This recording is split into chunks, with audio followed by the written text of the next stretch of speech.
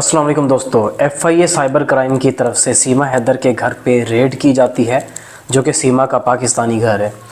आखिर क्या वजह है, क्या वजूहात हो सकती हैं कि जिनकी बेस पे सीमा हैदर के घर पे FIA डिपार्टमेंट की तरफ से रेड की गई है। काफ़ी सारी चीज़ें हैं, काफ़ी सारी चीज़ें खुल के अब तक सामने आ भी चुकी हैं और काफ़ी चीज़ें इस तरह की भी हैं जिनको शुरू में रोशन अली अज़ीम साहब ने आप सबके सामने लेके आए थे, लेकिन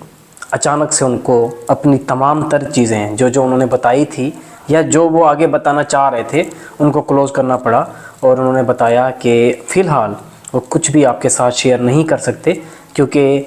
जो इदारे हैं उनकी तरफ से मना किया गया है। तो अभी जो है सीमा हैदर के घर पे रेड की जाती है और कुछ शवाहिद थे शायद जिनकी बेस पे या जिनको ढूंढने के लिए या फिर कुछ चीज़ें हो सकती हैं जो सीमा हैदर के घर पे अभी भी मौजूद हों, जिनकी तलाशी के लिए जो हमारे पाकिस्तान की FIA की टीम है वो सीमा के घर पे गई। और आपने देखा होगा कि इसी दौरान हमें हिंदुस्तान से भी काफ़ी ख़बरें देखने को मिलती रही कि जिसमें अमित जानी, जिसके ऊपर किसी का शक नहीं जा रहा था, अमित जानी जो कि आप कह सकते हैं कि सीमा का चौथा, पांचवा या छठा भाई बन सकता है आने वाले दिनों में, उसके ऊपर काफ़ी उंगलियां उठ रही हैं और उसके ख़िलाफ़ काफ़ी हद तक सबूत भी मिले हैं जिनकी बेस पे ये कहना मुनासिब रहेगा कि इसमें अमित जानी का सबसे बड़ा हाथ है। AP सिंह मोहरे के तौर पे इस्तेमाल हुआ, सचिन 18,000 रुपये पे इस्तेमाल हुआ, 18,000 रुपये महीना पे। ये बातें मैं नहीं कर रहा, इस चीज़ के सबूत निकल कर सामने आ रहे हैं कि 18,000 रुपये माहाना पे सचिन को एज़ आ शोहर या फिर आप जिसको पति कह सकते हैं शो कराया गया है। और आने वाले दिनों में ये तमाम तर चीज़ें सीमा अपने मुंह से भी उगल सकती है जब जो हिंदुस्तान के इदारे हैं इनके ऊपर आवाज़ उठाएंगे या फिर इनके गिरेबान से पकड़ेंगे। अभी आपको ये मैं क्लियर करता चलूँ, अमित जानी और जो ये वकील बना फिरता है, जो कि वकील तो नहीं है, वकील के नाम पे दब्बा है AP सिंह, इनके ऊपर जो हिंदुस्तान की ATS है उसने कड़ी कार्रवाई का आगाज़ करने का फ़ैसला कर लिया हुआ है। जिस तरह से आपने देखा कि पाकिस्तानी साइड पे जो हमारे FIA डिपार्टमेंट के लोग हैं उन्होंने जाके सीमा के घर की छानबीन की है और छानबीन सिर्फ छानबीन तक ही नहीं, वहाँ पे जो सबूत थे वो भी उन्होंने ढूंढे होंगे, निकाले होंगे। हो सकता है क्योंकि साइबर क्राइम डिपार्टमेंट जो होता है FIA, इनका काम होता है जैसे किसी ने ऑनलाइन फ्रॉड किया है या फिर मोबाइल का इस्तेमाल करते हुए या गैजेट्स का इस्तेमाल करते हुए कोई फ्रॉड किया है तो उस चीज़ की इन्वेस्टिगेशन को वो मज़ीद आगे बढ़ाते होते हैं क्योंकि इनके पास हर तरह की चीज़ें होती हैं जिनकी बेस पे किसी बंदे का डाटा निकालना पॉसिबल होता है। तो आपने देखा कि हिंदुस्तान में ATS ने सीमा का 700 चैट्स वाला जो मामला था वो निकाल कर सामने लेके आए थे। इसी तरह से पाकिस्तान के जो FIA डिपार्टमेंट है, ये मेरा अंदाज़ा है कि इन्होंने भी सीमा की चैट्स रिकवर की होंगी जहाँ से उनको कुछ सबूत या कुछ आप कह सकते हैं कि इस तरह के आंकड़े चीज़ें मिल सकती हैं जिनकी बेस पे सीमा के बंद घर के ऊपर रेड की गई, या फिर जिस घर का आप कह सकते हैं कि सीमा ने रेंट पे ले रखा था उस घर के ऊपर, या फिर आप ये भी कह सकते हैं कि जो सीमा ने घर बेचा था उस घर पे रेड की गई। क्या सबूत हो सकते हैं? क्या कुछ ऐसा था जो दीवारों में छुपाया गया था या फिर घर के उन कोनों में जहाँ पे किसी का शक नहीं जा सकता कुछ छुपाया गया हो? ये तो अब वक्त ही बताएगा, या फिर रोशन अली अज़ीम साहब खुद ये चीज़ें क्लियर करेंगे कि क्या चीज़ें हैं या क्या चीज़ें हो सकती थी जिनकी बेस पे जो FIA है उसने कार्रवाई का आगाज़ किया। यहाँ पे हमारा अंदाज़ा ये था कि पाकिस्तान के जो बाकी सिक्योरिटी इदारे हैं जो सिक्योरिटी रीज़न्स की बिना पर काम कर रहे हैं उनमें से कोई कार्रवाई की जाएगी, लेकिन हमें यहाँ पे देखने को मिलता है कि FIA साइबर क्राइम की तरफ से एक रेड की जाती है और उसके बाद हमें अगर हम सीमा की वीडियोस उठा के देखें तो उसके चेहरे पे जो वो खुशी शो करा रही होती है उसमें एक नदामत भी नज़र आ रही है। अगर आपने नहीं देखी सीमा की वीडियोस तो अभी आप मेरे कहने पे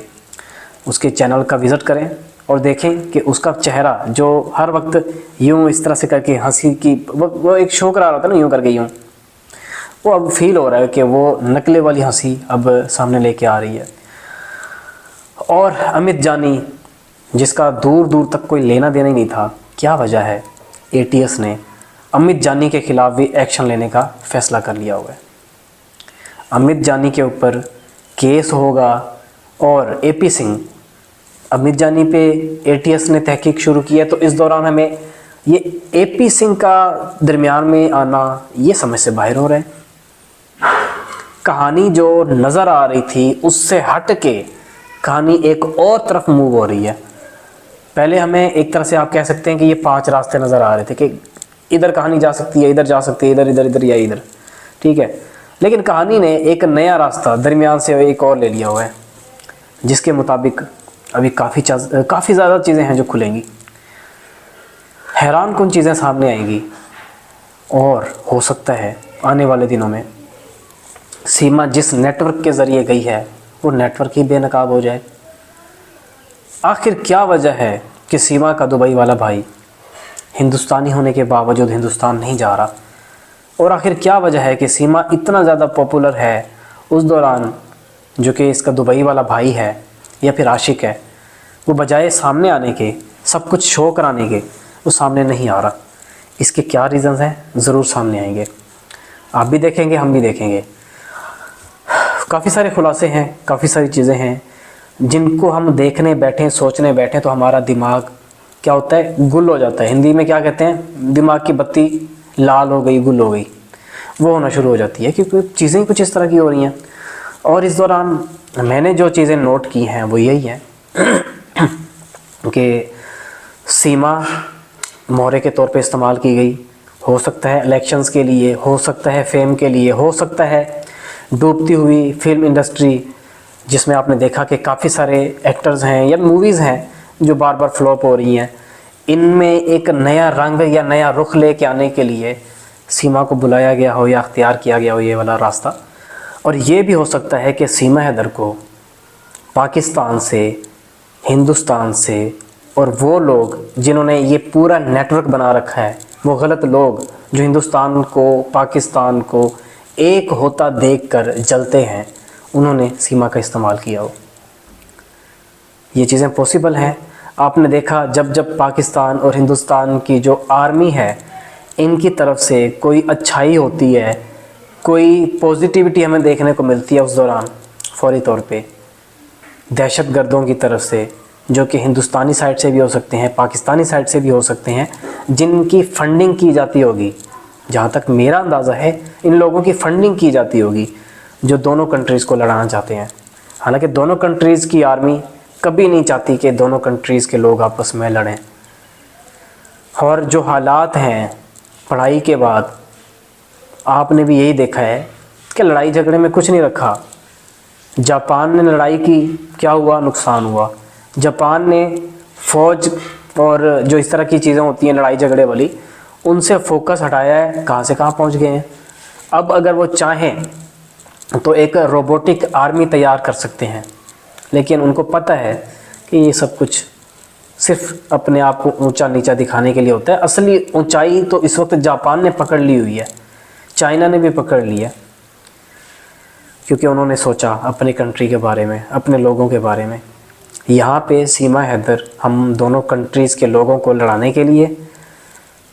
ये इस्तेमाल की जा सकती है। जैसा कि आपने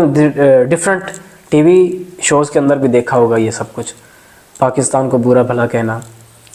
हिंदू मज़हब की भी ये धज्जियाँ उड़ा रही होती है, क्योंकि हिंदू मज़हब, हिंदू सनातन के अंदर ये चीज़ें नहीं होती जो सीमा कर रही होती है। उम्मीद करता हूँ कि आज की इस वीडियो से आपको काफ़ी कुछ जानने को मिला होगा। अब हमारी मुलाकात होगी एक नई वीडियो में, तब तक के लिए मुझे दीजिए इजाज़त। अल्लाह निगहबान, अल्लाह हाफ़िज़।